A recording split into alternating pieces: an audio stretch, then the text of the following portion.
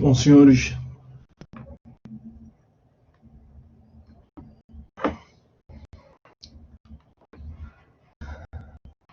bom dia a todos. Bom dia, Andressa, Edvânia, Kiane, Rafael, Rodrigo, Tairine. Bom dia a todos os senhores.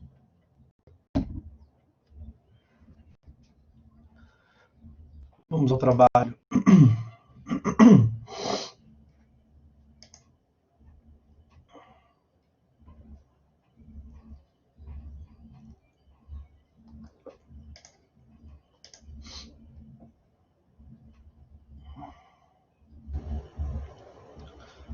Então, pessoal, na última aula, nós vínhamos tratando sobre o procedimento nos juizados especiais. Vamos dar prosseguimento a esse tópico. Nós tratamos da petição inicial, né, da demanda, que a lei chama de pedido. Tratamos dos atos de intimação, de citação, os atos de comunicação processual. E como eu havia já adiantado aos senhores, esse procedimento é o dito procedimento sumaríssimo. Por que ele é procedimento sumaríssimo? Porque em 95, quando essa lei foi editada, lembre-se que nós estamos falando da lei 9.099 de 95. Então, em 95, quando ela foi editada, vigia o CPC de 73.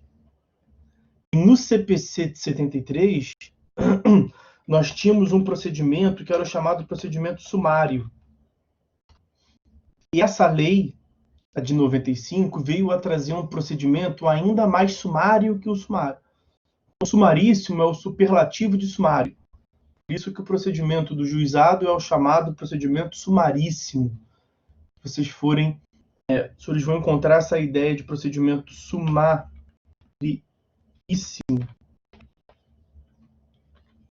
no artigo 98, inciso 1º da Constituição Federal. Sumaríssimo. Artigo 98, inciso 1º, eu comi um R ali. Sumaríssimo, sumaríssimo. Artigo 98, inciso 1º da Constituição Federal. E aí, resumidamente, o que nós temos é o seguinte: a petição inicial é distribuída, designa-se uma audiência de conciliação, não obtida a audiência de conciliação, designa-se uma audiência de instrução e julgamento, e é nessa AIJ que nós veremos a tal da concentração. Nós já adiantamos que um dos principais ganhos de celeridade no juizado é justamente a concentração que decorre da oralidade. Voltaremos a isso na AIJ, que não chegou ainda. Mas veja, esse é o procedimento claríssimo. Petição inicial, audiência de conciliação, AIJ. Nós já falamos da petição inicial. Vimos que, distribuída a petição inicial, o autor já sai intimado da data de realização da audiência de conciliação. Vimos como é que se dará a citação. Agora falta falar o próximo tópico da audiência de conciliação. Não tem muita coisa para falar. É uma audiência destinada exclusivamente para a obtenção de autocomposição. Ela é realizada pelo conciliador, preferencialmente. Ela pode ser realizada pelo juiz leigo. Ela pode ser realizada pelo juiz togado. Nada impede. Mas ela é, na prática, costumeiramente realizada pelo conciliador. Essa é a função típica do conciliador. Nós vimos que um dos critérios norteadores da lei do juizado, previsto no artigo 2º, é a busca, é a tentativa pela autocomposição. E aí criou-se, portanto, um ato processual, uma audiência, para a busca a tentativa da autocomposição com um profissional em conhecimentos técnicos próprios, que é o conciliador. Vejam, em 95, isso era algo à frente do seu tempo.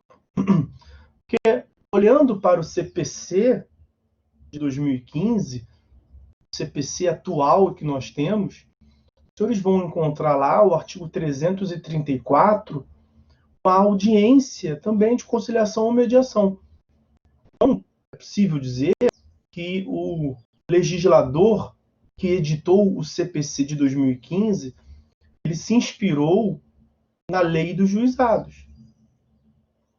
Porque ela tem lá os seus equívocos, que eu já mencionei para os senhores, muito mais equívocos de construção, por não ter se adaptado, mas ela, tirando esses equívocos, eu disse, a lei 7244 que lhe precedeu, ela era um sucesso. Ela era uma lei à frente do seu tempo, realmente. E aí, tirando esses equívocos de adaptações, volto a dizer, ela era uma boa lei. Ela tinha alguns institutos que continuavam à frente do seu tempo. E a tentativa de uma autocomposição pelo Estado era àquela altura, em 95, quando não se cogitava no Estado brasileiro de autocomposição na justiça brasileira, uma boa, algo salutar. Se na prática vai dar certo ou não, se as partes vão conciliar ou não, aí não compete apenas ao Estado. Compete ao Estado disponibilizar esse meio, né? Estimular, fornecer ali um profissional e levar a sério. Nós falamos sobre isso quando do estudo do conciliador, né? Não é para também avacalhar e botar aluno do primeiro período, que não entende nada. Primeiro, segundo, terceiro período, que não entende nada do direito, ele não tem amadurecimento acadêmico, né? Mas é para colocar um profissional bem treinado para que possa contribuir com técnicas de autocomposição, que possa diminuir o nível de animosidade entre as partes, estabelecer a comunicação, com isso estimular a busca pela autocomposição. Ok? Então, vejam que a busca pela autocomposição ela se dá logo após o oferecimento da demanda e antes da resposta do réu. Na verdade, antes da continuação de todos os outros atos do processo. A busca pela autocomposição é como se fosse um meio termo do procedimento. O procedimento começou, você vai citar o réu para ele comparecer a uma audiência de conciliação. Não obtida a conciliação, designa-se, saem as partes intimadas para um próximo ato, onde vai acontecer tudo. Em regra, é assim. Vai acontecer tudo que é a audiência de instrução e julgamento, onde nós veremos a tal da concentração. Agora, é em tese possível, em alguns juízos, em alguns juizados, em algumas unidades judiciárias, os juizados especiais, acontece o juiz pretender tornar esse procedimento sumaríssimo ainda mais sumaríssimo, muito, muito sumaríssimo. Eu estou querendo dizer, ele concentrar, já realizar a IJ logo em seguida a audiência de conciliação, que é o que se chama de convolação. Então, é assim, é designado uma audiência, vai ser uma audiência una no processo. O juiz não quer marcar uma audiência para depois realizar uma outra audiência. Quer marcar uma audiência só. Para tentar a autocomposição, conseguiu bem, acabou, ótimo. Não conseguiu, vai partir para os próximos atos. Vai começar a instrução e tal. É possível que se faça isso? É possível. Agora, é imprescindível que se tenha uma informação antes. Que a parte tenha uma informação no mandado de citação, que no mandado de citação o juízo informe para a parte expressamente a possibilidade de convolação. Salvo engano, tem um enunciado do FPPC, eu não vou saber aqui qual que é. Deixa eu ver se eu acho aqui.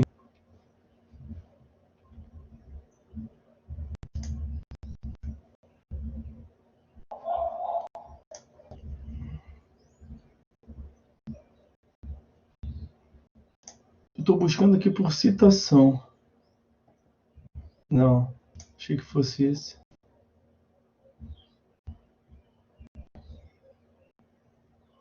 Eu não achei aqui numa pesquisa rápida, não, acho que não compensa ficar que nos tome maior, um tempo maior, não. Mas tem um enunciado, certamente do FONAGE, eu disse pensando do FONAGE, Fórum Nacional dos Juizados Especiais, trata a respeito dessa possibilidade de convolução, transformar uma audiência de conciliação em uma audiência de instrução e julgamento. Me foge aqui o número, temos muita coisa para ver hoje, eu pretendo terminar os juizados com vocês hoje. Se eu achar, se depois eu lembrar de alguma referência, eu passo para vocês. Tá? Mas certamente tem que constar do mandado de citação essa advertência para que o réu saiba que naquele juizado é assim que funciona. Ou seja, que ele não está indo, não está comparecendo apenas a uma tentativa de autocomposição. Logo depois da autocomposição, vai se passar para a defesa dele, que ele vai ter que levar a contestação, ele vai ter que produzir provas, e que depois vai ter o julgamento. Ele tem que ter ele tem que ser advertido disso. Tem que ter uma ciência prévia. É um direito de informação. Não tínhamos essa noção, assim, tínhamos até noção na academia, mas não tínhamos essa previsão normativa do CPC, lá em 95. Hoje em dia nós trataríamos como é que nós podemos resolver? Com uma noção de cooperação. Então o juiz tem um dever de cooperar, o juiz tem o dever de advertir as partes dessa possibilidade. Tá? Andressa, no mesmo dia. A convolução é justamente no mesmo dia. Tá? No mesmo dia. Então, aí, Andressa, é de estrutura de cada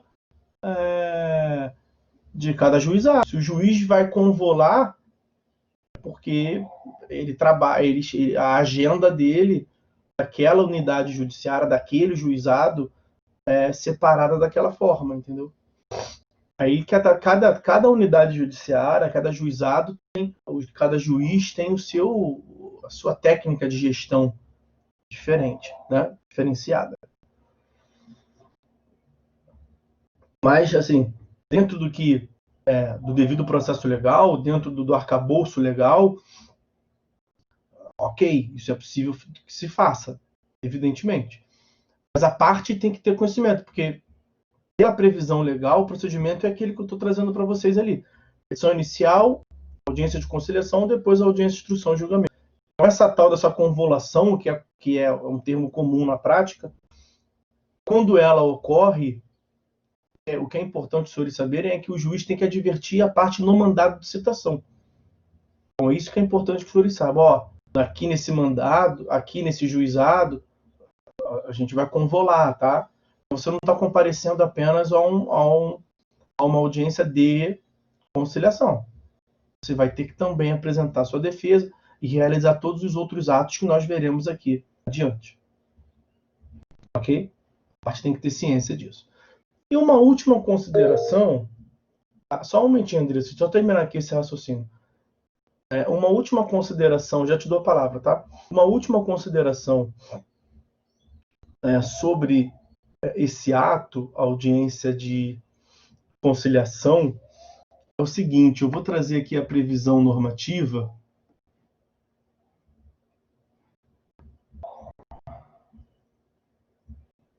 Ó,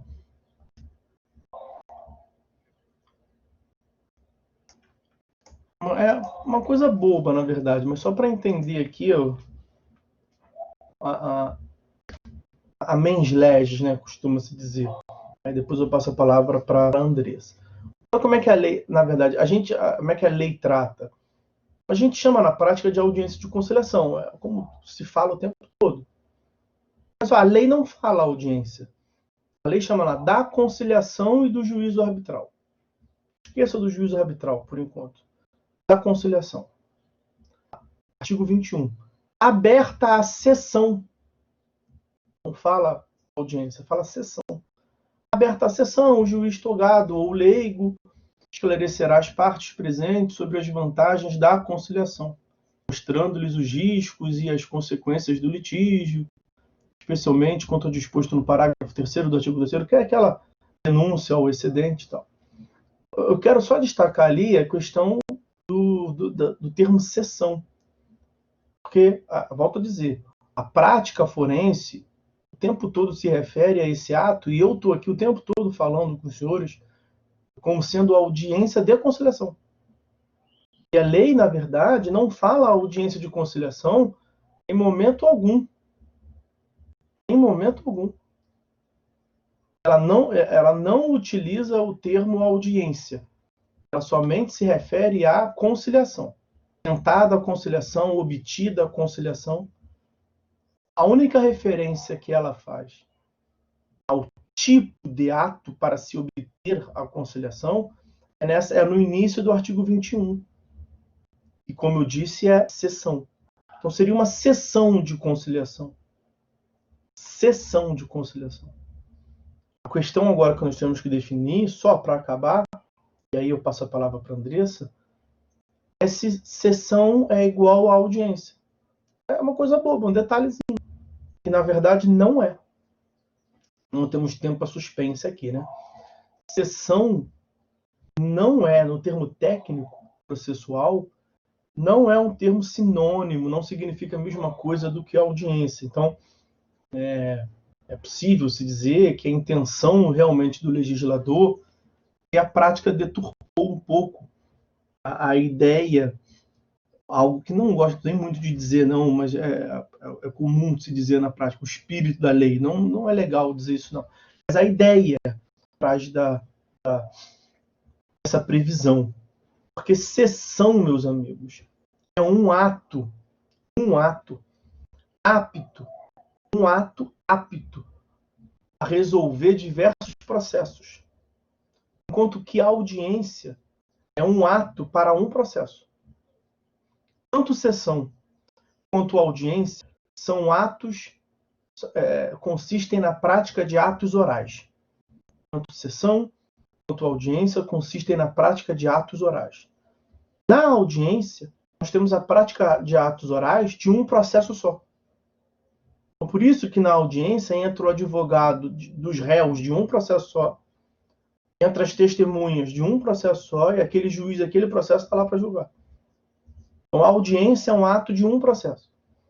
Na sessão, nós temos atos referentes a vários processos distintos.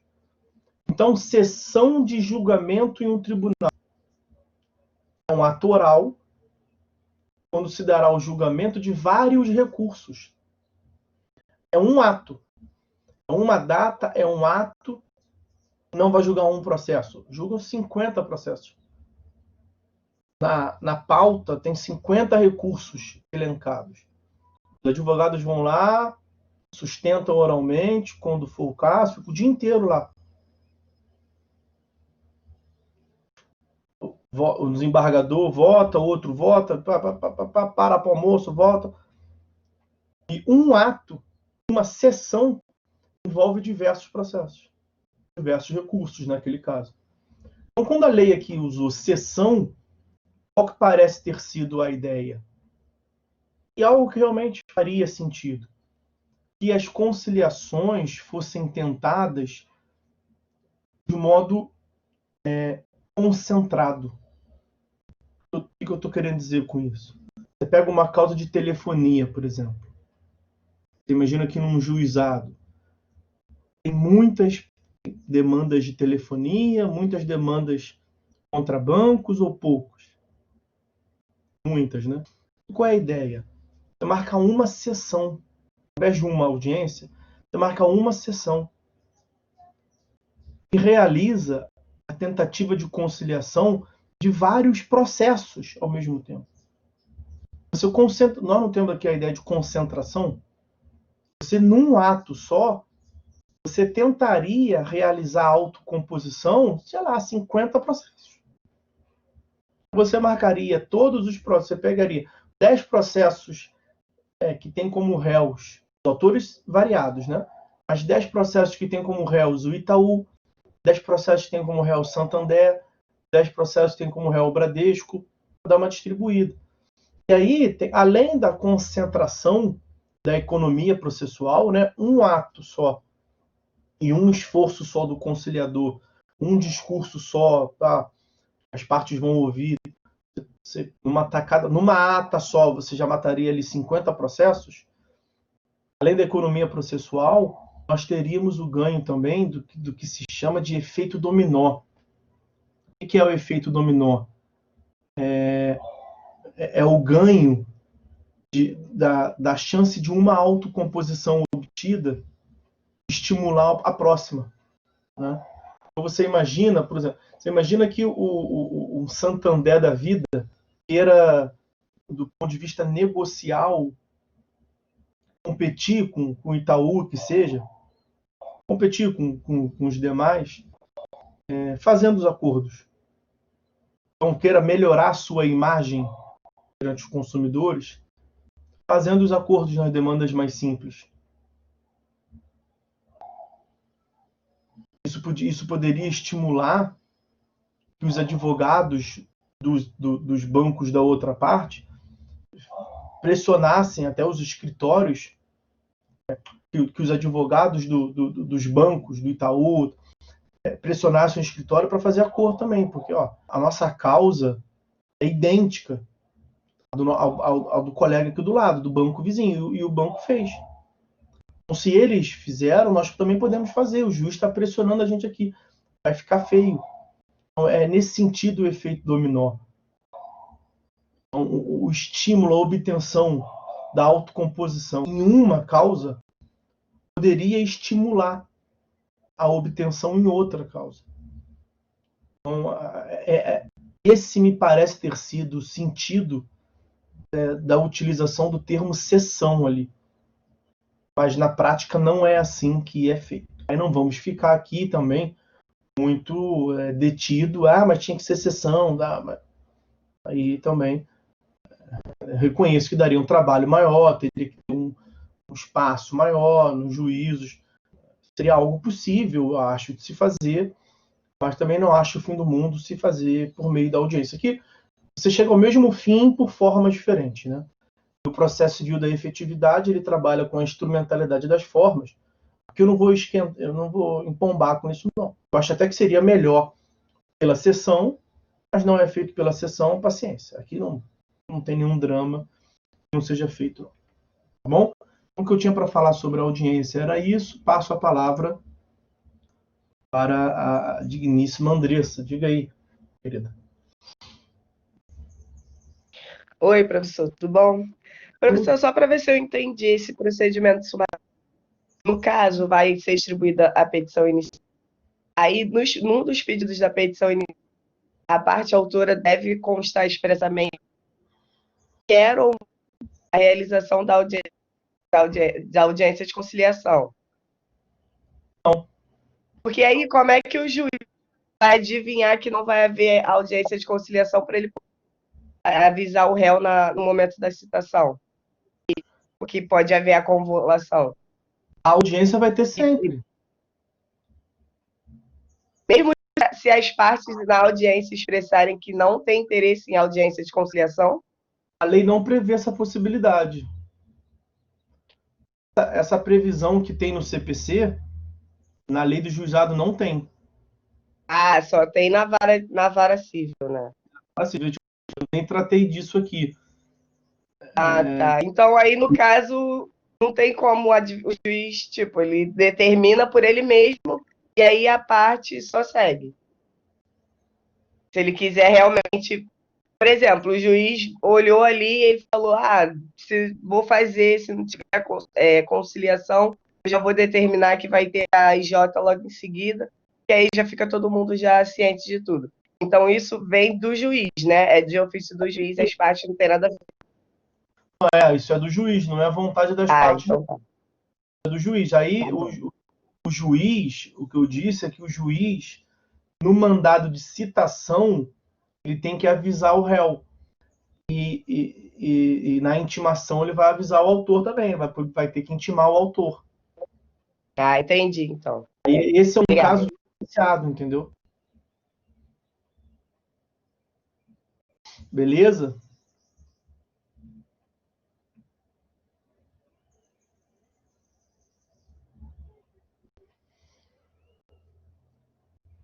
Então vamos lá, meus amigos. Como é que tá o quórum aí? O quórum, acho que o quórum tá bom, né? Eu vou esperar um pouquinho mais. Tenho que tratar um assunto com vocês. No próximo intervalo, próxima respirada, acabar o próximo tópico, ver se tem 16 alunos. Deixa eu ver se no próximo respiro aumenta o quórum ou não. É coisa boba, tá? Para marcar a aula de reposição, para ninguém ficar no suspense aí. Conversar o assunto com vocês. Só para marcar a aula de reposição. Vamos lá, vamos seguir. Daqui a pouquinho a gente marca.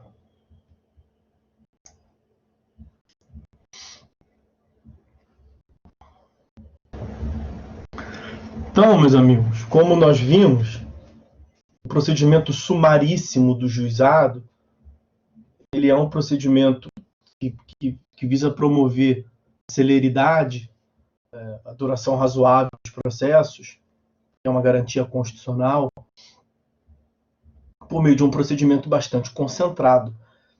Há um encurtamento, uma abreviação dos atos processuais. Eu vou trazer aqui, está ali em cima no chat, eu vou trazer petição inicial, audiência de conciliação, audiência de instrução e julgamento. Então, não obtida a autocomposição, o juiz vai designar uma audiência de instrução e julgamento. Vou fazer aqui algumas considerações rápidas. Em primeiro lugar, nós vimos a possibilidade dessa convolação. O que se chama na prática convolação é o ato de se convolar, se juntar e reunir em uma audiência só, que a lei trabalha como sendo duas. Eu estou ali separando como sendo duas. A C, a audiência de conciliação, a IJ, a audiência de instrução e julgamento. Se o juiz quiser realizar uma audiência una de conciliação, instrução e julgamento, nós já falamos, só para deixar claro, ele tem que advertir as partes antes que vai ser assim. Ele vai estar em tese ali promovendo ainda mais os critérios, os norteadores, os princípios do juizado. Problema nenhum. Mas ele tem que advertir as partes antes, para que não haja nenhuma surpresa processual, para que não haja nenhum prejuízo à defesa de nenhuma das partes. Ok? Já falamos sobre isso. Em geral, não é assim que se dá. Em geral, da audiência de conciliação não obtida a autocomposição, designa-se uma outra data para a realização da audiência de instrução e julgamento.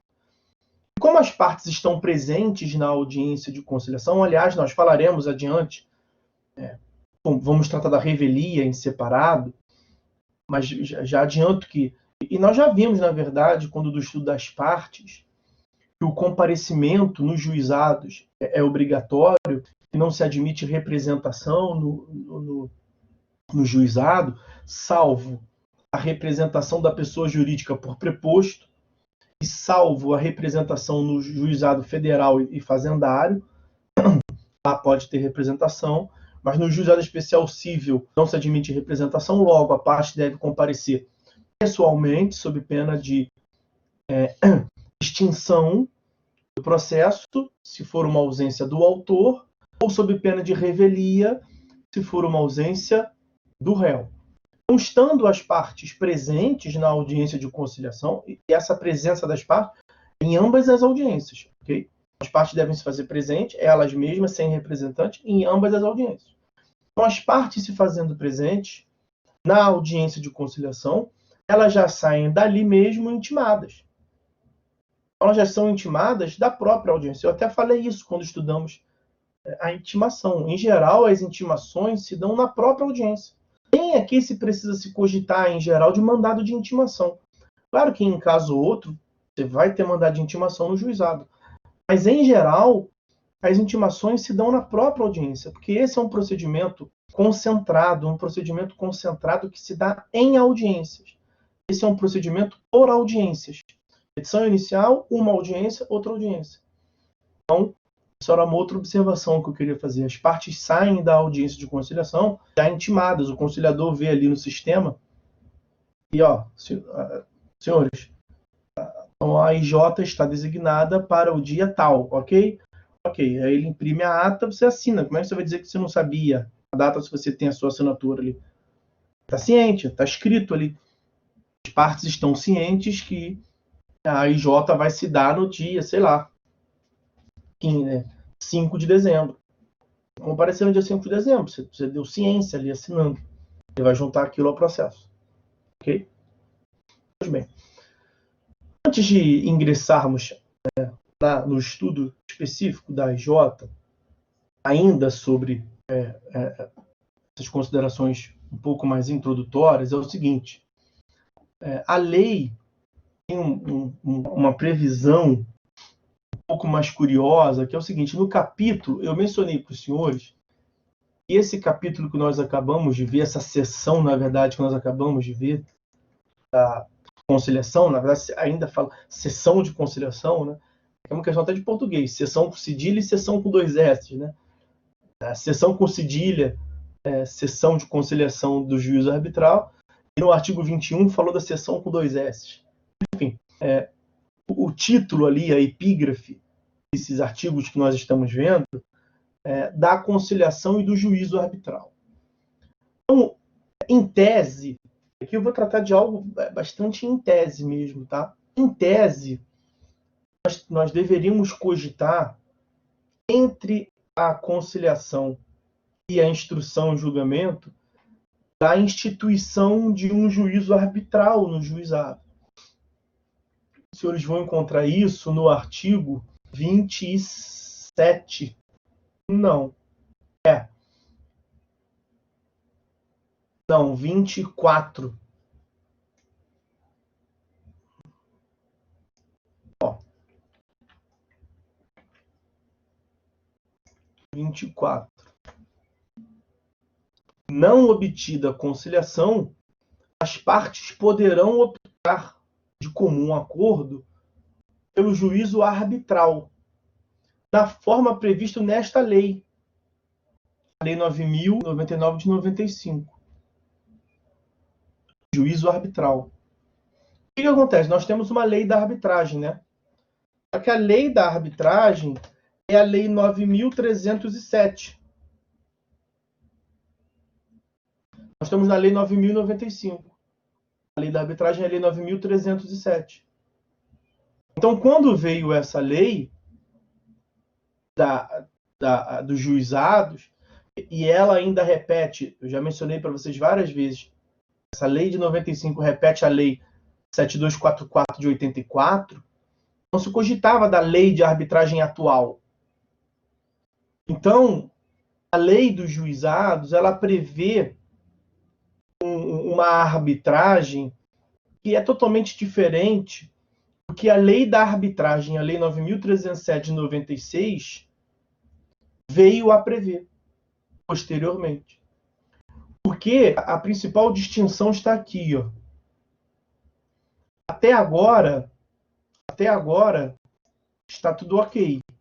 Porque o que o caput disse ali do 24?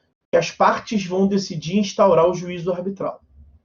Os senhores sabem que eu já mencionei, mesmo que por alto com os senhores, a arbitragem. Nós já tratamos da arbitragem nos métodos alternativos de solução de conflitos, lá em TGP. Então, nós já falamos minimamente sobre isso. A arbitragem é um método alternativo de solução de conflitos. A arbitragem é, aspas, uma justiça privada. Né? Não é a justiça com a própria mão. Né? Não é isso. Justiça privada no sentido de que o julgador O árbitro, quem vai exercer jurisdição, não é um agente público, não é um juiz de carreira, não é um juiz de direito. O árbitro é qualquer agente capaz. Então, se as partes resolverem instituir um juízo arbitral, nomear um árbitro, a lei da arbitragem permite que assim seja feita. E a decisão dele vale como sentença, pode ser executada em juízo. Okay. Mas qual é o problema aqui? Quais são os requisitos mínimos da arbitragem? Que as partes sejam capazes, que versem sobre direito disponível, até aqui ok, que haja consensualidade, até aqui ok, e que elas escolham qualquer um, que o árbitro seja qualquer um e que o árbitro seja capaz, qualquer um, qualquer pessoa capaz. E aí o grande problema, que é o que eu estou querendo mostrar para vocês, está no parágrafo 2º do artigo 24. A arbitragem do juizado era uma arbitragem mais ou menos. Porque era uma arbitragem, era um juízo, o juízo arbitral dos juizados dizia para as partes, você pode instituir o juízo arbitral. Opa, que maravilha, a gente quer arbitragem, eu quero trazer como árbitro fulano de tal. Mas fulano de tal é juiz leigo daqui? Não. Só pode ser juiz leigo daqui. Mas não é isso que eu sei sobre a arbitragem, não. Não, mas a arbitragem aqui do juizado é diferente. Então não quero. Não quero que seja esse juiz leigo, não confio nele. Porque o grande ganho da arbitragem é a confiança. O grande ganho da arbitragem é a confiança que as partes têm no árbitro. As partes nomeiam um árbitro porque confiam nele. E aí, quando a lei restringe e diz só pode ser árbitro essa categoria de sujeitos, ela está matando a arbitragem. Então, na verdade, não, da lei do juizado. Aqui nós estamos tratando da lei do juizado, tá, Andressa? Sempre nós já combinamos que o diploma base é a Lei 9.099 aqui. Quando eu cito, é sempre da Lei 9.099, tá? Então, essas previsões acabaram, vamos assim dizer, jogando por terra o juízo arbitral dos juizados. Tem a previsão normativa, se vocês forem ver, tá ali, ó, 24. Eu vou trazer aqui, ó, 24, 25, 26, ó, só para fazer menção. O árbitro conduzirá o processo com os mesmos critérios do juiz, quinto e sexto. Ao término da instrução, nos 5 dias subsequentes, o árbitro vai apresentar o laudo. Mas você não vê isso na prática, porque aí o que nós separamos para tratar aqui, ó, da instrução e julgamento. Eu não vou nem pegar o dispositivo todo, eu quero só destacar o começo do 27, da lei do juizado. Olha o que o 27 diz. Não instituído o juízo arbitral, proceder-se-á imediatamente à IJ. Então, perceba, a lei realmente ela trata do juízo arbitral como se ele se interpusesse, como se ele fosse uma possibilidade, algo viável entre a audiência de conciliação e a audiência de instrução e julgamento. Nós poderíamos ter petição inicial, audiência de conciliação, juízo arbitral. Petição inicial, audiência de conciliação, audiência de instrução e julgamento. Mas na prática, isso não acontece. Essa possibilidade que os artigos 24 e seguintes cogitaram, e o 27, nosso objeto de estudo, vai passar a ser a AIJ, né? E o começo do 27 da AIJ cogita ali, não instituído o juízo arbitral, eu teria que ler isso para os senhores não iam entender.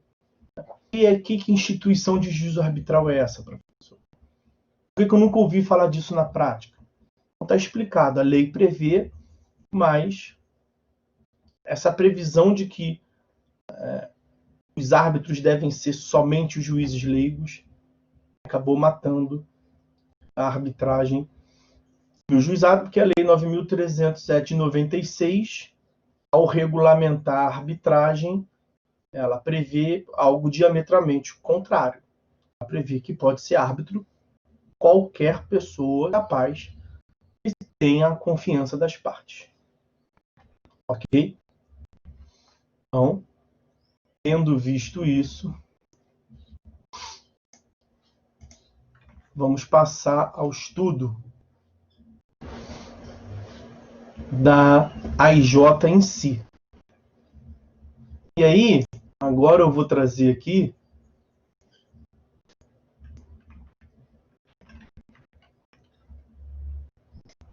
o 27, ó. Artigo 27. Da instrução e julgamento.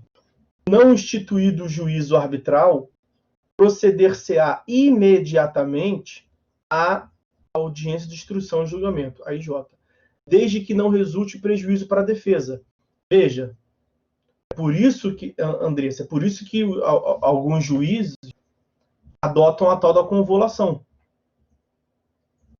A lei permite, eles interpretam esse imediatamente como sendo mesmo no mesmo dia, logo depois. Enquanto que outros interpretam imediatamente como sendo o mais rápido possível, para designar uma outra data. Essa é a principal justificativa. Tá? Então, mas veja, desde que não resulte prejuízo para a defesa do réu. Nessa audiência de instrução e julgamento, é quando nós teremos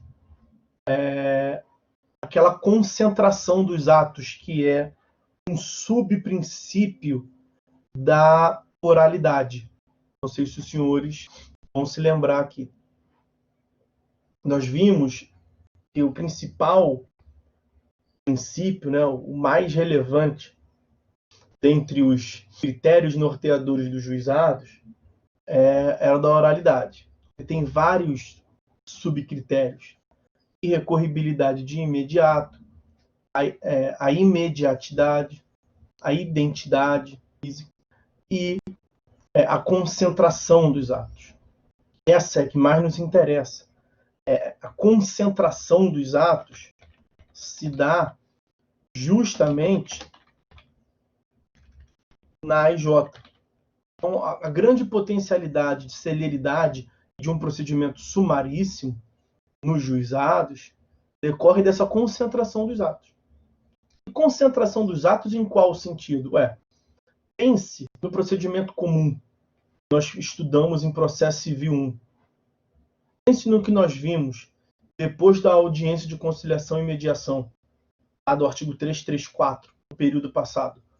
Tudo que nós vimos daquele momento em diante, no período passado.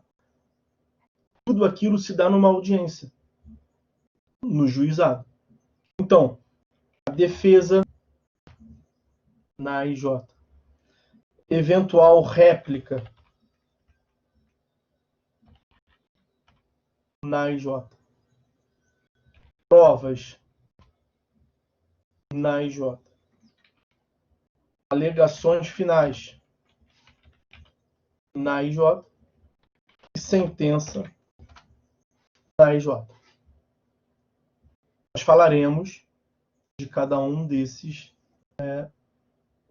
tópicos agora aqui com vocês. Ok? Vamos começar pela defesa. Bom, sobre a defesa, primeiro ponto, a defesa pode ser oral, né? Naturalmente, a defesa pode ser oral, até por uma questão de isonomia.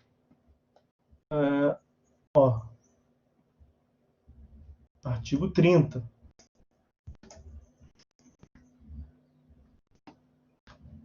A contestação, que será oral ou escrita, ela pode ser oral. A demanda poderia ser proposta oralmente, né? Se o autor pode apresentar a petição inicial oral, como nós já vimos, naturalmente o réu tem que poder apresentar a defesa também de modo oral. E se nós estamos em uma audiência, com mais razão ainda, o réu poder apresentar a contestação de modo oral. Sim, para que você possa expor as suas razões com mais subsídios, é bom que seja por escrito, né? Para que você seja bem quisto pelos juízes, é bom que você leve escrito. Até pelos seus colegas, advogados, é sempre bom levar escrito. Agora, numa necessidade, precisa apresentar oral? Pode? Pode. Nada impede. Né? As pessoas não gostam muito, não, que dá trabalho, né? As pessoas têm que ouvir e têm que anotar. O juiz não é o juiz, não. O juiz tem que prestar atenção, em tese, e o serventuário lá tem que reduzir a termo tudo que você está falando. O advogado da outra parte tem que ficar ouvindo com atenção e para ver o que ele vai impugnar, eventualmente. Tá? E continua o dispositivo. Ó. Contestação será oral ou escrita, conterá toda a matéria de defesa. Toda a matéria de defesa, o que é isso? O princípio da eventualidade. São as características da contestação lá do CPC, do processo civil tradicional. Ônus da impugnação especificada, o princípio da eventualidade, não se admite defesa genérica. Tudo isso se aplica aqui. Nesse ponto não tem distinção. E ele vai prever ali, ó, exceto a arguição de suspeição ou impedimento do juiz. Essas arguições não existem nem mais no CPC de 2015 mesmo. Tá? Se processará na forma da legislação em vigor. Não tem, agora tudo já tratado na forma na contestação. Não tem mais essas alegações em apartada, porque no CPC de 73 isso era tratado em separado. Agora no CPC de 2015 nós vimos lá no artigo 337 essas matérias de defesa são todas elas apresentadas na contestação. Houve uma concentração das matérias de defesa na contestação. Okay? Bom, ainda tratando sobre a defesa do réu. Na verdade,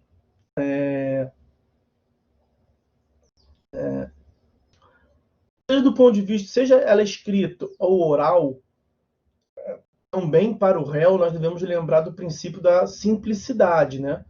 A simplicidade e a informalidade.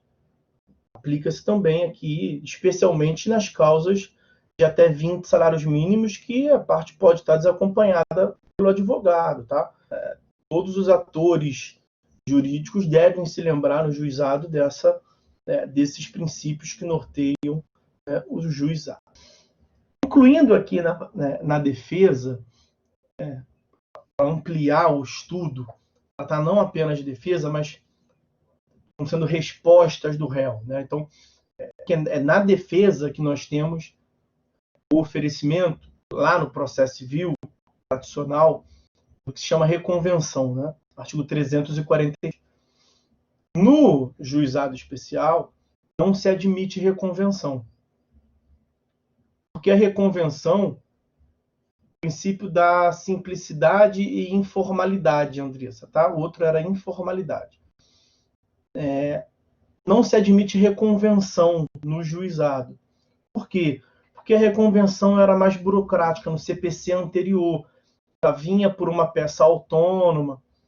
No juizado, fala-se em pedido contraposto. Então, a contestação ela pode vir acompanhada por pedido contraposto. O pedido contraposto do juizado se aproxima muito da reconvenção do CPC. Não é absolutamente igual, mas do ponto de vista formal, o que o pedido contraposto do juizado queria evitar era o oferecimento em duas vias distintas. Ou seja, se a contestação pode ser apresentada de modo oral, como é que você vai apresentar em dois momentos distintos? Contestação e reconvenção. Não daria certo. Então a lei tratou como sendo pedido contraposto, a diferenciar da reconvenção.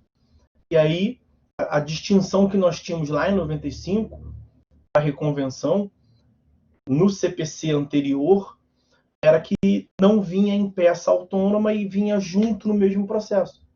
Vinha junto na contestação. Uma ideia de simplicidade. Acabou que o CPC até embarcou nessa ideia. E no CPC de 2015 nós vimos que a reconvenção ela é também inserida na contestação quando a parte opta por oferecer as duas. Tá? Pois bem, no juizado, então, não se admite reconvenção, trabalha-se com o que se chama pedido contraposto que vem inserido na contestação. O que nós temos que falar sobre esse pedido contraposto? As matérias alegáveis no pedido contraposto, naturalmente, devem observar aquelas restrições, aquelas hipóteses de cabimento que nós vimos lá do artigo 3º da lei do juizado. E devem se ater, devem ser conexa com os fatos da petição inicial. A conexão deve se limitar aos fatos narrados na petição inicial. Eu disse que não é absolutamente idêntico pedido contraposto e reconvenção, porque a reconvenção do CPC ela é mais ampla. Ela é mais ampla. Se você for ao artigo 343, você vai ver que admite-se a reconvenção conexa com os fatos da causa de pedido da petição inicial e com os fundamentos de defesa. Aqui no juizado especial, a conexão que enseja esse pedido contraposto, o pedido contraposto é como se fosse uma reconvenção, aspas, como se fosse. Então, a conexão que admite no juizado esse pedido contraposto é apenas quanto aos fatos subjacentes à petição inicial. Ok? E aí, assim, as mesmas exigências de modo geral. A parte pode estar desacompanhada de advogado nas causas até 20 salários mínimos. Acima disso, deve estar acompanhada de advogado e tudo mais. Havendo pedido contraposto na defesa do réu, naturalmente, depois o juiz vai ouvir o autor na defesa, ou, se for o caso, vai até suspender a audiência para dar um prazo para o autor pensar no que fazer. O pedido contraposto é uma ampliação objetiva da demanda, e aí depende da complexidade. Né? Em geral, como no juizado nós trabalhamos com a simplicidade e a informalidade, pense no acidente de trânsito, algo banal. Então, como é uma conexão com esse foi o sentido da lei, não trazer complexidade. Como é uma conexão com o próprio fato já narrado, o que se espera é que traga uma complexidade. Então, o réu se defendeu, contestação, trouxe pedido contraposto na mesma peça. Você vai ouvir o autor, para que o autor possa se defender do pedido contraposto.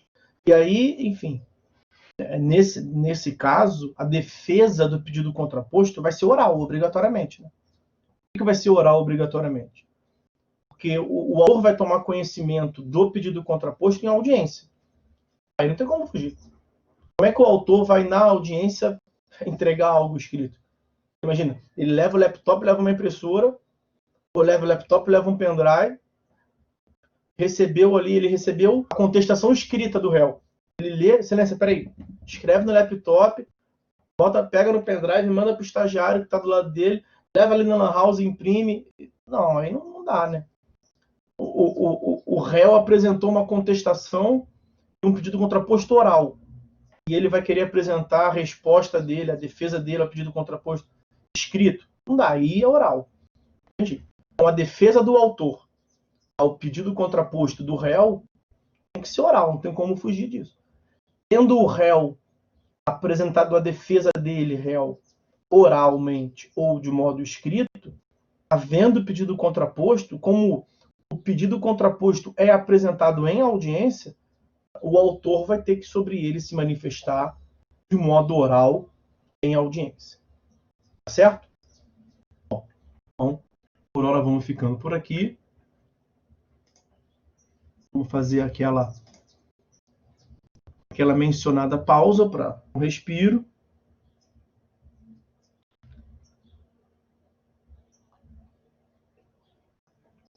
Acabou a aula não, tá?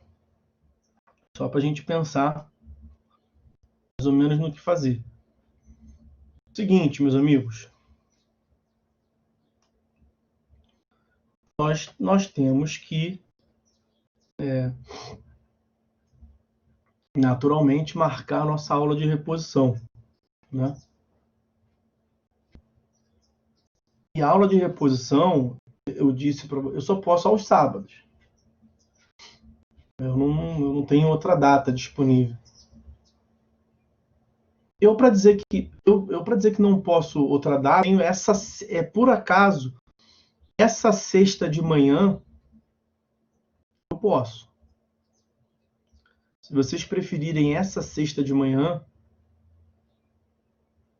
pode ser. Alguém tem interesse que seja essa sexta de manhã?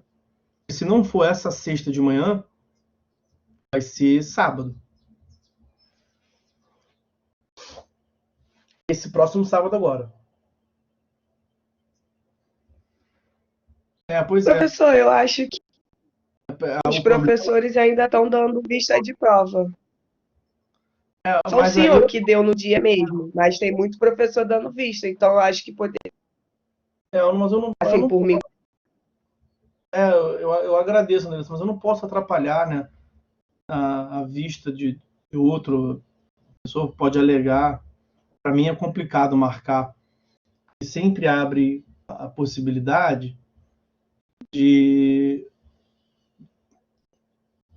alguém reclamar. Né? O professor tem que estar sempre pé atrás com esse tipo de coisa. Mas a pessoa marcou a aula. Mesmo conhecendo muito vocês e achando muito que isso não vai acontecer com vocês, eu tenho que ter essa cautela. Porque qual é a minha preocupação aqui? Deixa eu explicar para vocês.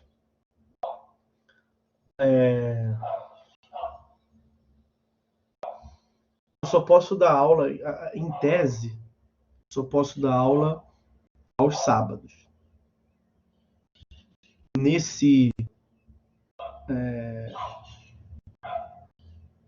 Aí, sábado é livre, pode ser.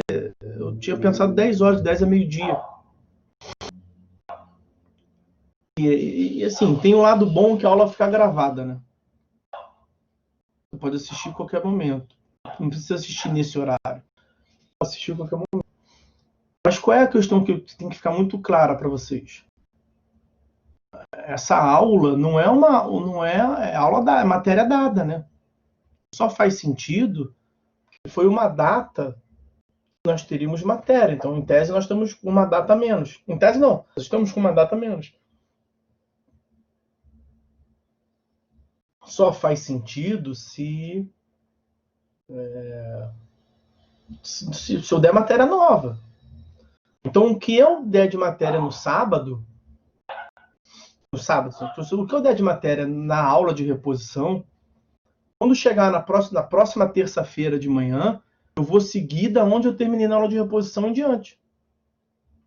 Então, os senhores vão ter que assistir a aula de reposição antes da próxima aula. Essa é a minha preocupação. Então, marcando aula para sábado, até cogitei essa sexta.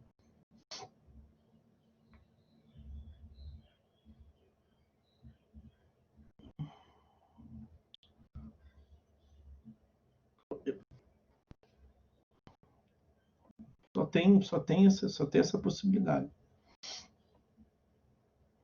Tô aqui tentando, eu cogitei de pegar um dia de tarde, né? Mas aí de tarde também não.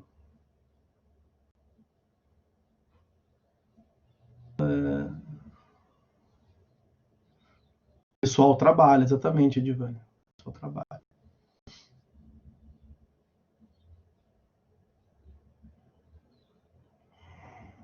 Exatamente. Eu acho que o melhor é sábado mesmo. Sábado. Mas aí o que tem que ficar claro aqui é o seguinte, por isso que eu queria parar e isso tem que ficar muito claro. Você não precisa, sendo bem franco aqui, não precisa assistir a aula no horário. Óbvio, eu não estou fazendo exigência de presença. Aumentou o quórum, viu? 18. Valeu a pena esperar um pouquinho para falar. 2 pessoas entraram depois. Você não precisa alugar 10 horas. Pessoa, eu quero descansar sábado às 10. Eu tenho que marcar às 10 porque eu tenho que dar uma outra turma. Sábado de tarde vou dar uma outra turma ainda, entendeu? Eu não quero alugar das 10. Problema nenhum. Problema nenhum. A aula vai ficar gravada. O que você tem que fazer, você vai ter sábado o dia inteiro, de 10 em diante, para assistir a aula. Sábado, 10 horas, Saul. Sábado, 10 horas. Então, isso que eu estou falando, Paulo, mas quem não assistir, quem não assistir de modo sincronizado, né? Tem que assistir depois assíncrono. Tem que assistir gravado. Eu quero que isso fique muito bem claro. Então, então, vamos marcar então a nossa aula de reposição para o dia. Nós estamos aqui no dia 20 para o dia 24. Sábado agora é 24 do 10. 24 do 10, reposição. Eu vou criar uma aula lá no sistema. 24 do 10, aula de reposição, 10 horas da manhã.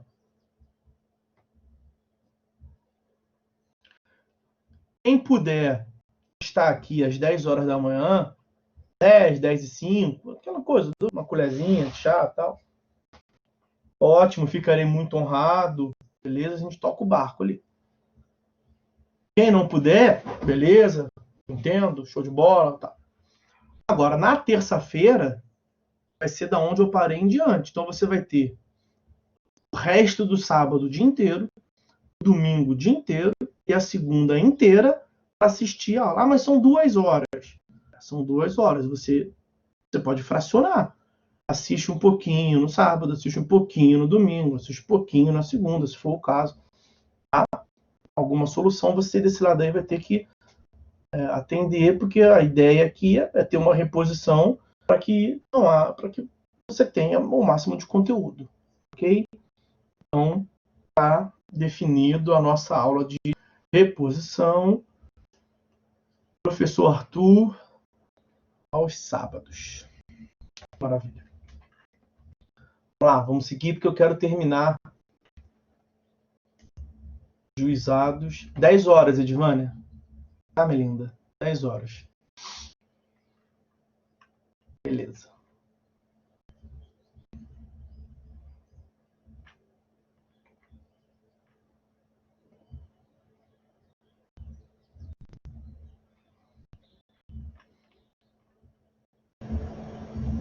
Então, senhores, nós falamos no procedimento dos juizados, nós acabamos de tratar na audiência de instrução e julgamento, nós acabamos de tratar da defesa, da contestação e do correspondente pedido contraposto.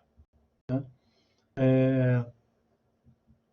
E, em geral, é logo depois da defesa do réu que nós cogitamos em tratar da revelia, né? E como é que tradicionalmente se define revelia? Revelia é entendido como ausência de contestação, não é? Lá no artigo 344 seguintes do CPC.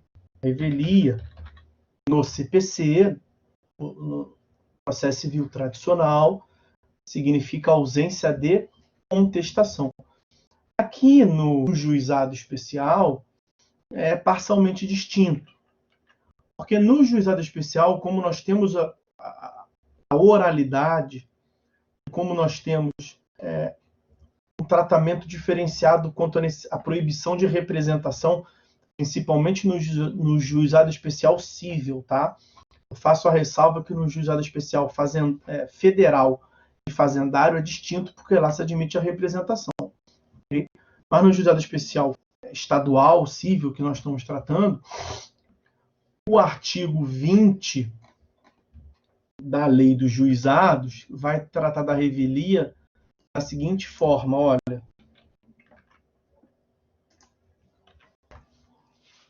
Não comparecendo o demandado à sessão de conciliação ou à audiência de instrução e julgamento, reputar-se-ão verdadeiros os fatos alegados no pedido inicial, salvo se o contrário resultar da convicção do juiz.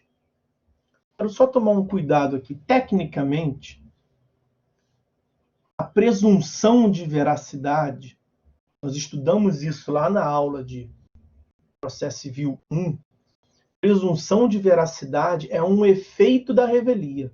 Então aqui parece que o legislador confundiu revelia com um efeito da revelia. Em tese, não há uma mudança de conceitos. A revelia continua sendo a ausência de contestação no mundo teórico do processo civil. O que o artigo 20 está dizendo é que se o réu não comparecer a qualquer das audiências, dito de uma outra forma, a lei quer trazer a obrigatoriedade do comparecimento pessoal à audiência. Seja para forçar uma tentativa de autocomposição, para estimular a tentativa de autocomposição, a audiência de conciliação, seja para promover a instrução e o julgamento na IJ. E aí, como medida de sanção, a lei trabalha como estímulos e sanções. Como sanção, ela traz a ausência injustificada do réu, um efeito material da revelia, que é a presunção de veracidade. Mas o legislador ali embaralhou. Chamou de revelia, o não comparecimento do demandado a qualquer das audiências, reputam-se verdadeiros os fatos alegados na petição. Isso não é revelia, né? Reputar verdadeiros fatos não é revelia. É um efeito da revelia. Mas o nome que ele deu lá em cima foi da revelia. Na prática, chama-se mesmo revelia. Eu quero, veja, mas ali, fazendo a ressalva, salvo se o contrário resultar da convicção do juiz. A ausência não resulta necessariamente a presunção de veracidade, o efeito material da revelia não é absoluta. É uma presunção relativa de veracidade e não absoluta. No próprio Código de Processo Civil, nós temos o 344 dizendo que se o réu não contestar, presumir-se-ão verdadeiros os fatos, tal. E o 345, logo o artigo seguinte, dizendo que não vai acontecer em tais casos. Então, também aqui na lei do juizado, pode, se for uma petição inicial, estiver trazendo fatos esdrúxulos, inverossímeis, o juiz não precisa presumir aquilo verdadeiro. Há algo que da máxima de experiência comum, o juiz não consegue reputar como verdadeiro, não precisa presumir verdadeiro. Aqui no juizado também, essa presunção ela não é absoluta, isso é importante que se diga. Agora, qual é a lógica desse efeito material da revelia no juizado? É a oralidade e os seus subcritérios. A imediatidade, o contato imediato das partes com o juiz, e que precisa necessariamente, portanto, do próprio contato do juiz com as partes, a proibição de representação. Então, eu lembro aqui o que nós falamos lá quando do estudo das partes, essa proibição no sistema do juizado especial civil da Lei 9.099 de 95 da representação. Nós temos a previsão, deixa eu pegar aqui as outras previsões que tratam dessa necessidade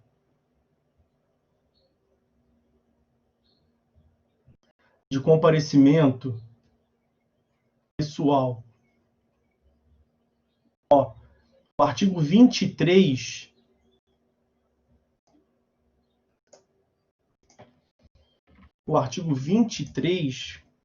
que está no capítulo da sessão de conciliação, prevê, se o demandado não comparecer, que é o que nos interessa, ou recusar-se a participar da tentativa de conciliação não presencial, o juiz togado proferirá sentença, presumindo verdadeiro, naturalmente. O artigo 51 adiante, aqui já vai trazer o lado do autor, para complementar isso. Não é propriamente revelia, não, tá? Autor seria contumácia, que se chama a revelia para o lado do autor, chamada contumácia. Mas só para trazer, nesse contexto geral, da necessidade de presença, participação presencial das partes do juizado, que está por trás dessa áurea, desse entendimento da revelia no juizado. Já te dou a palavra, Tiago, um momentinho. Artigo 51. Extingue-se o processo, inciso 1º, quando o autor deixar de comparecer a qualquer das audiências do processo, de modo injustificado. Tá? Então vejam como é que ambas as partes, na verdade, precisam comparecer. Quando o autor não comparece, a consequência é a extinção do processo sem resolução do mérito. Quando o réu não comparece, a consequência é a presunção de veracidade, que é um efeito da revelia, não é a revelia em si. É um efeito da revelia, para ser técnico, bem preciso, bem chato. E por que ambas as partes precisam comparecer presencialmente? Por conta do princípio da oralidade. O procedimento que se desenvolve de modo oral, um procedimento que se desenvolve por audiências, ele só tem êxito se a imediatidade se consumar. Esse contato pessoal do juiz com as partes for possível de se realizar. Tá certo? Sobre a revelia, era isso que eu tinha para falar com vocês.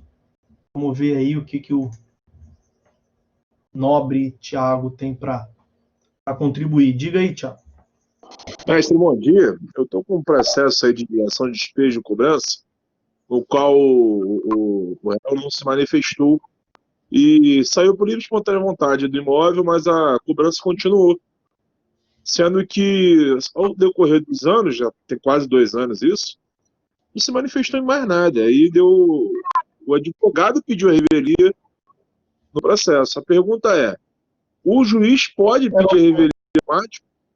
Eu não entendi, peraí. Você está como parte ou como advogado? Como é que eu não entendi? Não. Tem um advogado responsável pela administradora, da minha administradora, que entrou com processo de despejo no inquilino. Então você tá com o autor, né? O escritório está pelo autor. Isso. Tá. Pediu despejo. E cobrança. Tá, e cobrança. Aí a outra parte não se manifestou, é isso? Porque o som tá meio... Tá. Aí continua. Aí passaram-se um ano, o inquilino desocupou o imóvel. O inquilino não falou nada no processo, mas saiu do imóvel. Saiu do imóvel. E o processo continuou com a cobrança. Depois disso, ele não se manifestou mais em nada. Um ano após, ou seja, 2 anos ao total, o advogado que pediu a revelia. A pergunta é, o juiz poderia, ele por livre e espontânea vontade, pedir? O advogado do autor, naturalmente, pediu, né? Sim, o advogado do autor. Sim. Se o juiz não pede, né? O juiz decreta. Que automaticamente ele já deu a sentença depois da revelia. Já deu a sentença. Então, Tem aula online, tudo. Isso, o juiz pode, o juiz reconhece a sentença, o juiz reconhece a revelia, o juiz ele não pede, né? Ele decreta a revelia automaticamente.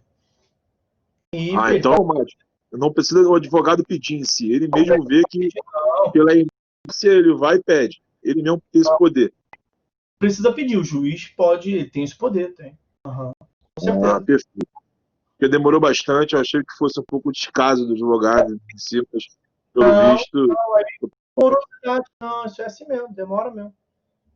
Morosidade, perfeito, obrigado. Demora mesmo. Beleza? Beleza, mestre, obrigado.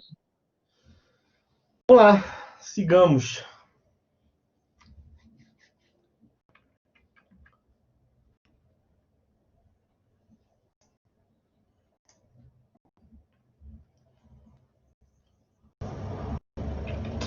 Então, senhores, seguindo a audiência de instrução e julgamento.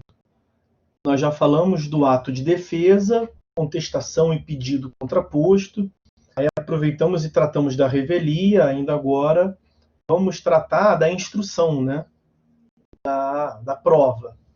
O que nós temos que falar aqui sobre a prova? Como é que se desenvolve a instrução?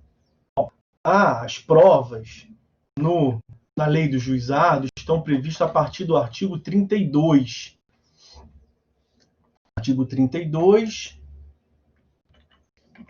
ele me parece paradigmático. Artigo 32. Todos os meios de prova moralmente legítimos, ainda que não especificados em lei, a mesma previsão do artigo 369 lá do CPC, né? A tipicidade dos meios de provas, são hábeis para provar a veracidade dos fatos alegados pelas partes.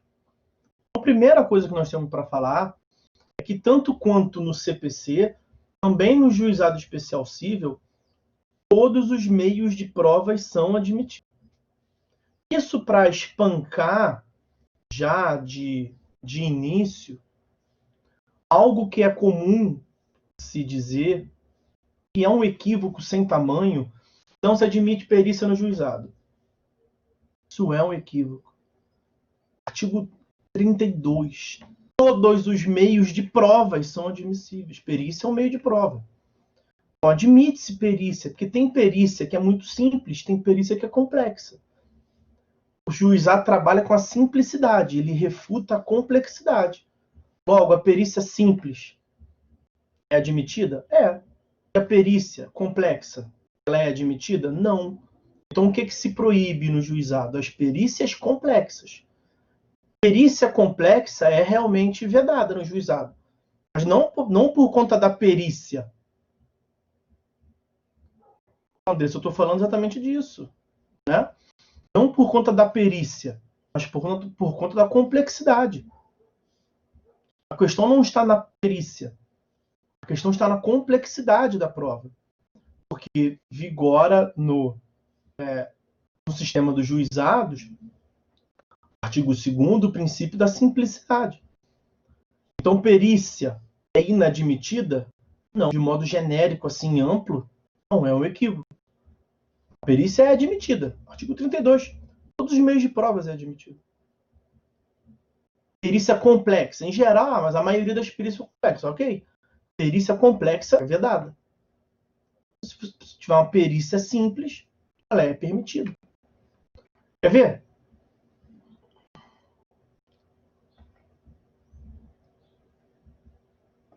Artigo 35, parágrafo único. Já que nós já tratamos da perícia, adiantar. Eu trato disso geralmente adiante. Artigo 35, parágrafo único. No curso da audiência, porque se dá na audiência, a instrução probatória, poderá o juiz, de ofício ou a requerimento, nada mudou, a prova é produzida no CPC mesmo, no processo civil, ou a requerimento, ou de ofício, poder instrutório do juiz, então aqui não disse nada demais.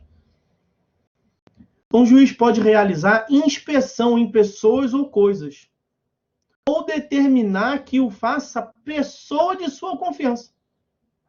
Uma pessoa da confiança do juiz pode realizar uma inspeção em coisa ou pessoa. O que é isso? Perícia. E essa pessoa vai relatar para o juiz informalmente o que verificar. O que é isso? Uma perícia é informal. E não vai ter o laudo formal. É porque no juizado nós trabalhamos com o sistema da informalidade, da simplicidade. É um equívoco imaginar, como na prática se fala de modo geral, que a perícia é vedada no juizado. A lei não trata como sendo vedada, muito pelo contrário. O tempo todo a lei dá a entender que a perícia é admitida. O que não se admite, eu concordo, é a perícia complexa. Mas, professor, a maioria das perícias que eu vejo são complexas. Eu concordo. Mas o problema não está na perícia, o problema está na complexidade. O problema está na complexidade da causa. Não é uma causa simples, é uma causa complexa. Se você tem que produzir uma perícia complexa, é porque a causa não é simples. Essa demanda não deveria estar no juizado. A demanda deveria estar na vara civil. Escolheu mal o juizado. Por isso que o juiz não deixa produzir a perícia. Por isso que o juiz vai acabar com esse processo, provavelmente. Esse é o ponto. O problema não está na perícia. O problema está na complexidade. É possível se imaginar uma perícia simples. Plenamente possível se imaginar uma perícia simples. O juiz nomeia alguém de sua confiança. Sei lá. O juiz nomeia um mecânico de sua confiança para averiguar o problema de um carro. A discussão de um processo é se o serviço que uma mecânica, uma PJ lá, que é uma mecânica, prestou, foi bem prestado ou não. O juiz, anos e anos e anos, conserta o seu carro no mesmo lugar e confia no serviço lá. Ele pode nomear. Cara, vou te nomear aqui, você vê lá o serviço é bem feito ou não, e informalmente me presta. A perícia é simples. Não é uma perícia complexa. Isso pode acontecer. Perícia é simples. Relatar se o serviço foi bem feito ou não. Algo simples. Admite-se. Porque geralmente quando a gente fala em perícia, a gente acha que vai ter que ver se a rocha no meio da talude da Niemeyer vai cair. Não, aí é complexa, não vai para o juizado, naturalmente. Se tem risco de um prédio desabar ou não, uma perícia de engenharia, aí não vai para o juizado, naturalmente. Como se propôs muita demanda no juizado, risco de tabagismo, tem que fazer uma perícia mais complexa, não vai para o juizado. Mas eu volto a dizer, isso é muito importante que se diga, o problema não está na perícia, o problema está na complexidade. Bom, saindo da perícia, né, a gente acabou adiantando para a espécie de prova. Voltando para a teoria geral das provas ainda. No juizado, nós temos um procedimento distinto quanto ao deferimento e à produção das provas. Porque no CPC, como é que se dá? No CPC, nós temos esse procedimento de requerimento, deferimento, análise e produção da prova em momentos diferentes. Então, em geral, a parte pede, a lei até estimula, na petição inicial / na contestação, ou por petição, quando o juiz despacha para as partes se manifestarem em provas, o juiz vai deferir aquela decisão de organização e saneamento do artigo 357. Dali em diante, ele vai designar a IJ, se for o caso, lá no procedimento comum, determinar a produção de prova pericial. Então, no momento em que as partes pedem que o juiz analisa se vai decidir ou não e que a prova vai ser deferida, se dão em momentos separados. Né? Na lei do juizado, isso é parcialmente distinto. Na lei do juizado, esse momento é concentrado, como tudo é. Então, tanto o requerimento, quanto o deferimento, quanto a produção se dá no mesmo momento. Então, quer ver? O réu vira para o juiz e fala assim, excelência, eu queria... Ali na audiência, né? O réu acabou de mostrar a sua contestação. Acabou de apresentar a contestação. Começou a instrução. O réu falou, excelência, eu trouxe para produzir prova testemunhal. Aí eu defiro. Cadê a testemunha? Eu não vou intimar. Se você quer produzir prova testemunhal, você trouxe a testemunha, né? Não tem como intimar a testemunha. É agora, a audiência é agora. Eu vou julgar hoje mesmo. A audiência de instrução e julgamento. A lei fala que eu tenho que julgar hoje mesmo. Se você quer produzir prova testemunhal, você trouxe ela, né? Veja como é que é a lógica da concentração. A parte pediu para produzir, a parte leva a testemunha sem nem saber se o juiz vai deixar ou não. Sim, em regra vai deixar, mas o poder instrutório é do juiz, na verdade. A parte leva a prova sem nem saber se vai poder utilizar. Em tese, é isso. Então, a parte pede para utilizar, o juiz defere e a parte produz a prova no mesmo momento. A concentração ela é tamanha no juizado que isso abrange, inclusive, o próprio procedimento de produção da prova. Ok? Bom, e aí, veja, quanto às provas em espécie, agora sim, nós já adiantamos ali a prova pericial. Mas veja, depoimento pessoal. normal. Escutam-se as partes, aí sai a outra parte, para, se necessário for. Tá. Quanto à prova testemunhal, nós temos uma regra em especial, que é importante trazer. Artigo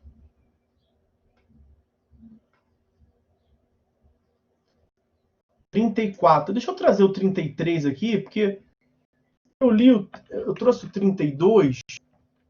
O 33 não está nada demais, não. Ele só diz que todas as provas são produzidas em audiência, ainda que não requeridas previamente. Quer dizer, você requer na própria audiência, como eu mencionei ainda há pouco. Né? E se ainda que não requerida previamente, quer dizer que você pode requerer previamente. Como é que você pode requerer previamente? Em regra, é o autor que requer previamente.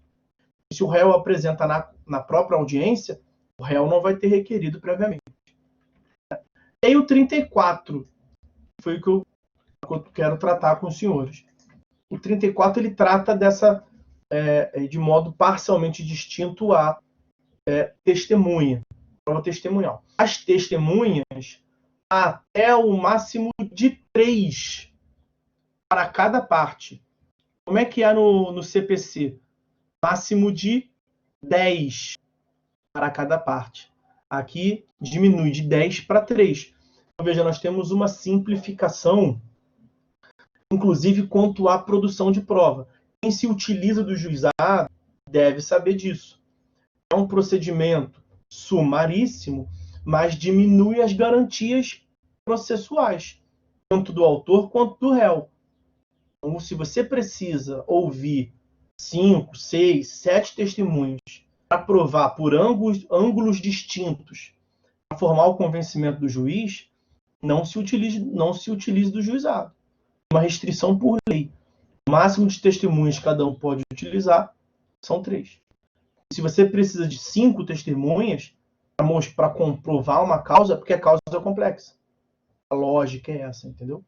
Então, as testemunhas, até o máximo de 3 para cada parte, comparecerão à IJ levadas pela parte que as tenhas arrolado, independentemente de intimação, ou mediante esta, se for requerido. O que é esse mediante esta, se for requerido? Imagina, a parte precisa de uma... A regra, portanto, é que a parte leve a sua testemunha. Mas e se a parte precisa de uma testemunha e a testemunha está se recusando a testemunhar? Prestar o depoimento. Aí você vai ter que o juiz mandar lá e testemunhar sob juramento. Né?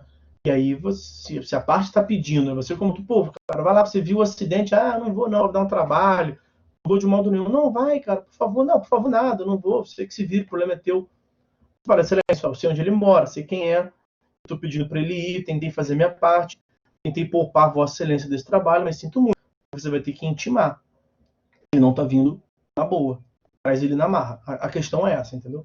A lei tenta, tanto quanto possível, as próprias partes levam. O CPC acabou indo nessa onda também. O CPC autoriza que a parte informe para o juízo que ela mesma vai levar as testemunhas independentemente de intimação, para trazer uma otimização, deformalização ao processo de modo geral. Ok? Então, quanto à testemunha, é isso. Até o máximo de 3 por parte. Não depende de prévio arrolamento e a condução coercitiva, a intimação, somente em caso de necessidade. Quanto à perícia, que era outro tópico que nós tínhamos para tratar, separado em relação às provas, nós já tratamos, nós já mencionamos do artigo 35, parágrafo único, que indica o cabimento da perícia. O problema não é a perícia em si, é a perícia complexa, então o problema está na complexidade, vai depor contra, vai chocar com a simplicidade e a informalidade do juizado. O último tópico que eu quero tratar com os senhores é a respeito das provas nos juizados, e aqui, como a gente tinha combinado, a gente trata da Lei 9.099 de 95, que é o diploma base do microsistema dos juizados, de um modo geral, quando necessário for, eu trago para os senhores alguma previsão específica tenha na lei do GEF / lei do GEF. Né? E aí eu queria ver com os senhores uma previsão que consta da lei do GEF, artigo 11.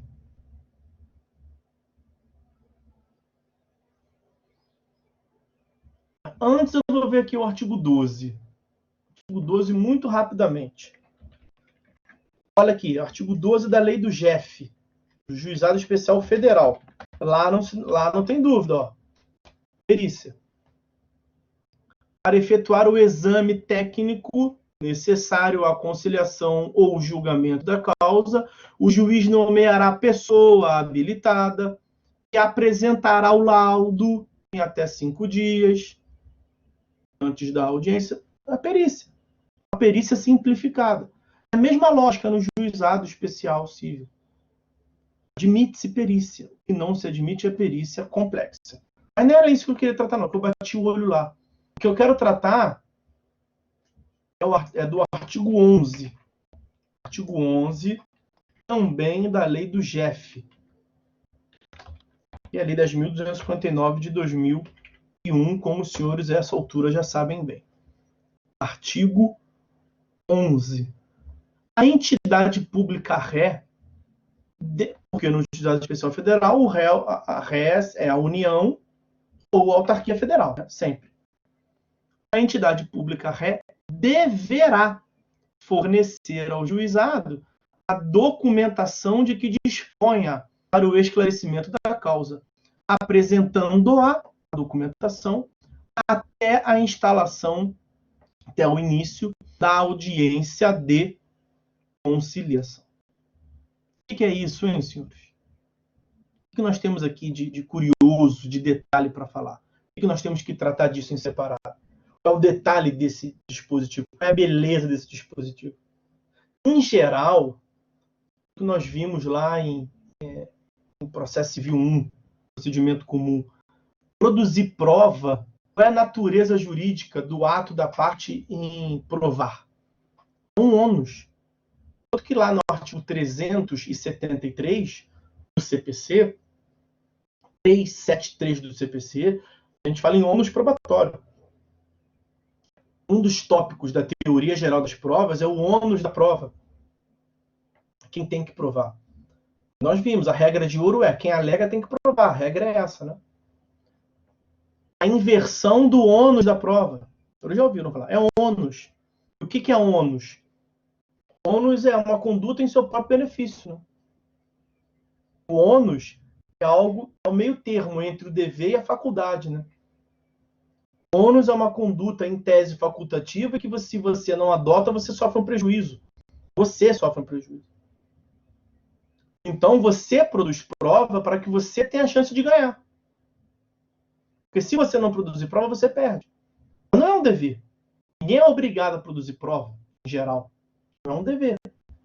Ninguém faz porque é obrigado. Você faz porque você quer ganhar. Então, quem quer ganhar tem o ônus de produzir prova. Se defender, recorrer, um ônus.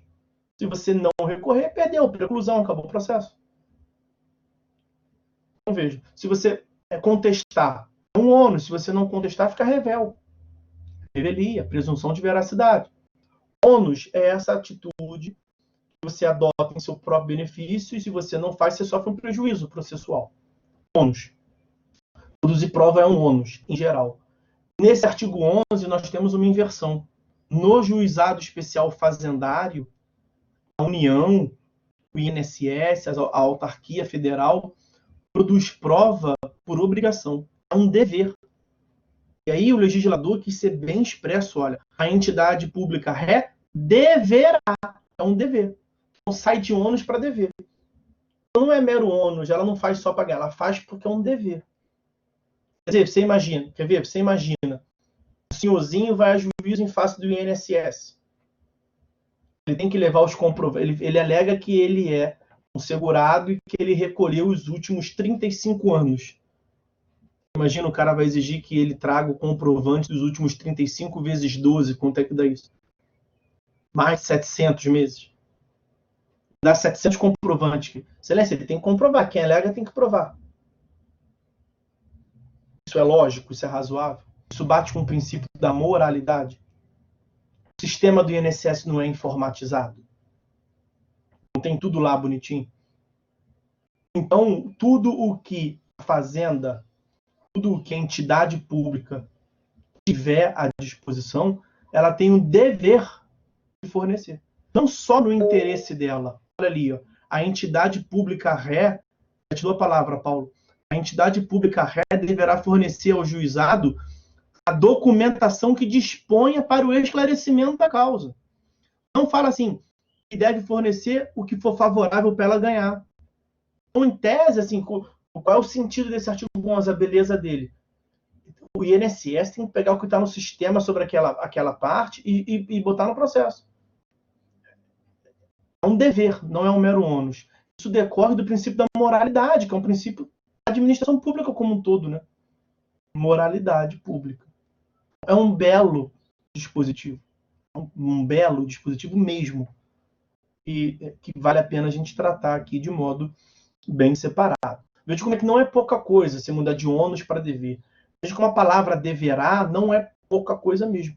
A lei, o legislador está obrigando a administração pública a levar para juízo tudo o que ela disponha. Mesmo que seja contrário aos seus interesses.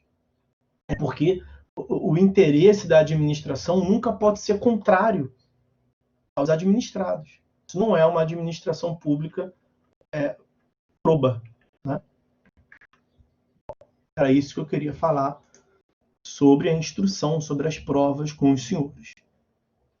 Diga, Paulo.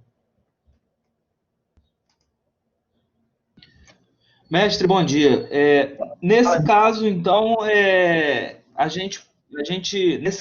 gente pode falar que o autor tem o benefício da inversão. Não chega, falhou o seu áudio. Tá? Não sei se você falou alguma coisa mais. Eu só escutei até a inversão. Nem escutei a inversão toda. Não chega a ser uma inversão do ônus da prova. Não é. Tecnicamente não é isso. É isso que eu falei. É um dever da administração levar tudo que ela tiver. Porque na inversão do ônus da prova, a parte vai ter que provar o que for favorável para outra parte. Imagina, a pessoa vai a juízo e é um estelionatário, não tem nada a favor dele. Não tem nada. O que a inversão do ônus da prova vai favorecer a ele? Nada. A inversão do ônus da prova nos remete à ideia de que, nesse caso, o INSS vai ter que provar, vai ter o ônus de provar algo contrário aos interesses da outra parte. Não é esse o sentido. O que o artigo 11 está dizendo é que a administração pública tem que fornecer todos os elementos. Não é o que é contrário, o que é favorável. Tem que trazer os elementos para o juiz poder julgar. E com base naqueles argumentos é que se vai construir a tese jurídica da administração. Em geral, as provas que se levam aos processos são as que são favoráveis a uma parte ou a outra. Naturalmente é isso que se faz. Mas esse artigo 11 quis trazer uma ideia de moralidade. Para levar tudo. É para fornecer toda a documentação que disponha para esclarecer a causa. Acho que o Paulo caiu, né?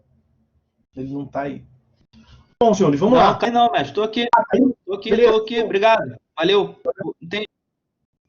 Eu entendi isso.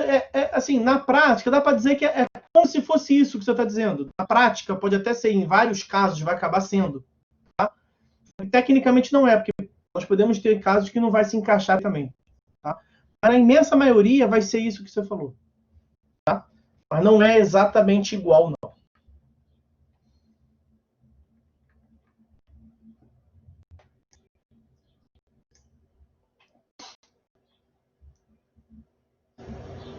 Bom, pessoal, estamos aqui vendo a audiência de instrução e julgamento. Já falamos do procedimento sumaríssimo, Já vimos a possibilidade de convolução da audiência de conciliação na AIJ, já falamos da defesa, já falamos da instrução, agora falta falar do J, né? Do julgamento. Audiência de instrução é julgamento. O julgamento está previsto em lei no artigo 38.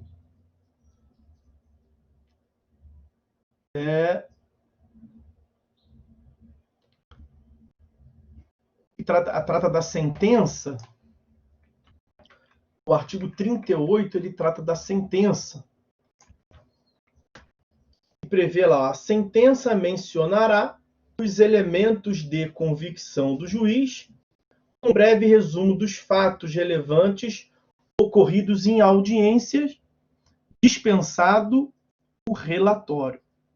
Então, esse é um dado importante, porque o relatório é um dos elementos da sentença, né? Nós temos lá do artigo 489 do CPC. Então, pelo princípio da oralidade, a concentração dos atos, a imediatidade, irrecorribilidade de imediato, o que se espera é que o julgamento, não é nem o que se espera, o que se estimula é que o julgamento se dê na própria audiência. O julgamento pode se dar oralmente também na própria audiência, reduzindo-se a termo. O juiz vai reduzir a termo os principais elementos da decisão. Vai oralmente ali apresentar as partes. Ele pode até, do ponto de vista mais técnico para os advogados, redigir a sentença, juridicamente expondo os fundamentos da decisão, e de um modo mais simplificado e informal, oralmente expor para as partes o porquê que ele está descendendo, né?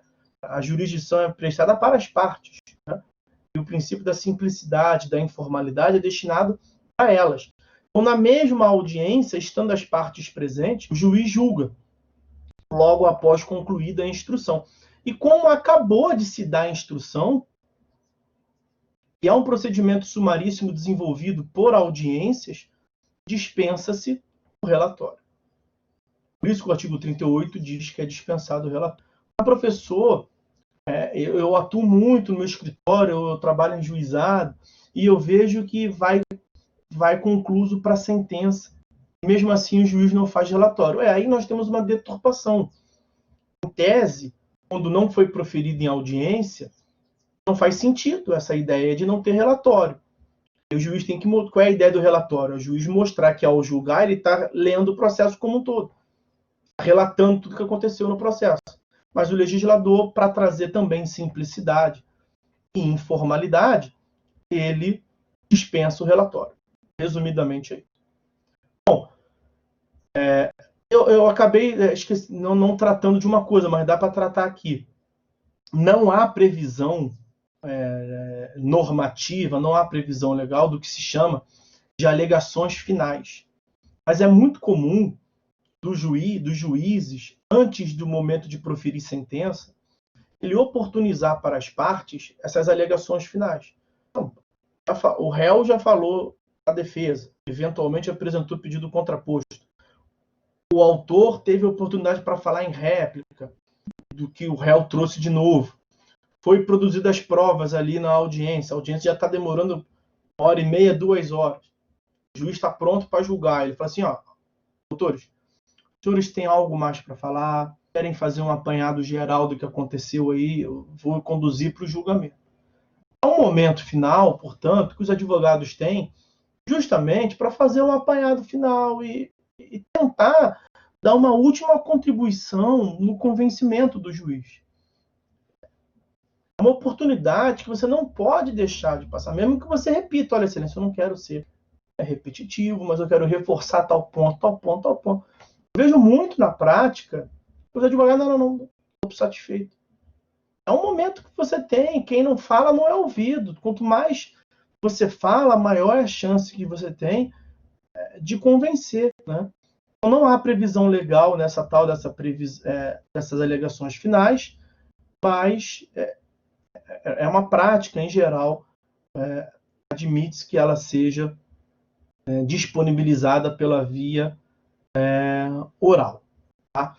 A sentença, voltando à sentença, portanto, a sentença terminativa, ela pode ser, sentença terminativa é aquela que não resolve o mérito, né? Ela pode ser proferida a qualquer momento, quando se constatar um vício processual. A sentença definitiva, que é aquela que julga o mérito, ela só pode se dar na audiência de instrução e julgamento depois da defesa do réu, depois da defesa do demandado. Tá? As hipóteses, vamos ver a continuação. O artigo 39, que é um que complementa, e nós falamos